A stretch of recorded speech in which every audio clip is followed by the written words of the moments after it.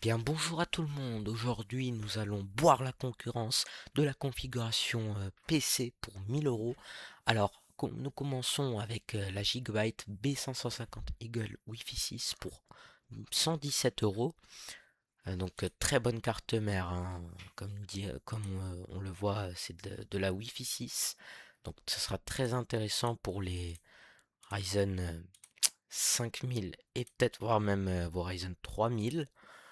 Ensuite, on continue avec le Ryzen 7 5700X, donc très bon processeur. Donc là, vous voyez, prix affiché 161 euros, mais on a moins 12 euros de réduction, donc 149 euros. Donc très très bon processeur, 8 cœurs 16 threads, 4,6 GHz, il n'y a pas mieux pour le prix. Voilà, il n'y a pas mieux.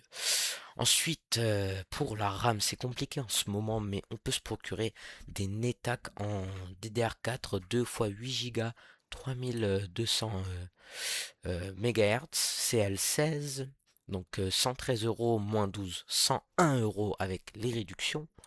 Ensuite, on a le Crucial E101 Teraoctet pour le SSD. Alors, très très bon SSD de la part de Crucial. Voilà, j'ai pas rien à dire, mais bien sûr, pour le prix, là, j'aurais rien à dire. Donc, 120 euros, très bon SSD M.2, on ne trouve pas vraiment mieux, donc on crache pas dessus. Ensuite, nous avons, pour refroidir le Ryzen 7 5700X, on a le Thermalright Burst Assassin 120 SE ARGB pour 29 euros. Plutôt bon refroidisseur, voilà, plutôt bon refroidisseur, avec 6 caloducs. Il sera suffisant. J'ai quand même pris celui-là, vu qu'il a 6 caloducs comparé au Assassin X120 et ceux qui n'en a que 4. Du coup, si on prend celui-là, voilà, il refroidira un peu mieux que le Assassin X. Du coup, pour 29 euros, encore une fois, c'est plutôt bon.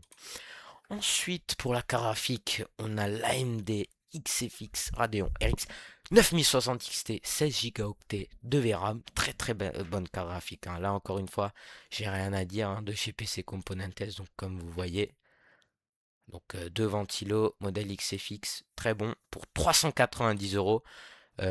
Parce qu'il y a une réduction. Alors, il n'y a pas, hein, il y a pas mieux que 390 euros, du coup j'ai mis ça.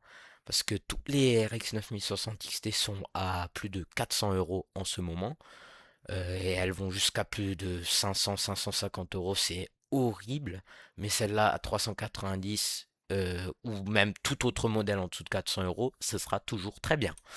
Et pour alimenter tout ça, on va mettre une Deep Cool, voilà, je vais pas lire la ref exacte, mais c'est une 650 watts, 80 plus bronze, donc plutôt bonne alimentation, hein, plutôt entrée milieu de gamme, hein, enfin entrée de gamme, voilà.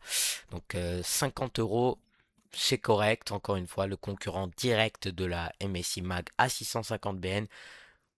J'ai préféré Deepcool parce que notre boîtier sera également du Deepcool, donc le CC560 RGB version de grand classique celui-là, à 48,90 € chez Alternate, mais comme vous pouvez le voir, il a 11 euros de frais de livraison, donc ça vous fera à peu près 60 euros pour ce boîtier, ce qui reste correct. Comme vous pouvez le voir, le total de la config fait 1016 euros. Donc voilà, j'ai tous les calculs ici, hein, pour chaque composant, le prix et tout, avec les réductions bien sûr. Donc 1016 euros, on a bu la concurrence ou pas? Oui, on l'a bu, je pense. Et donc ce sera à vous de débattre dans les commentaires si nous avons bu la concurrence avec cette configuration. Et moi je vous dis ciao!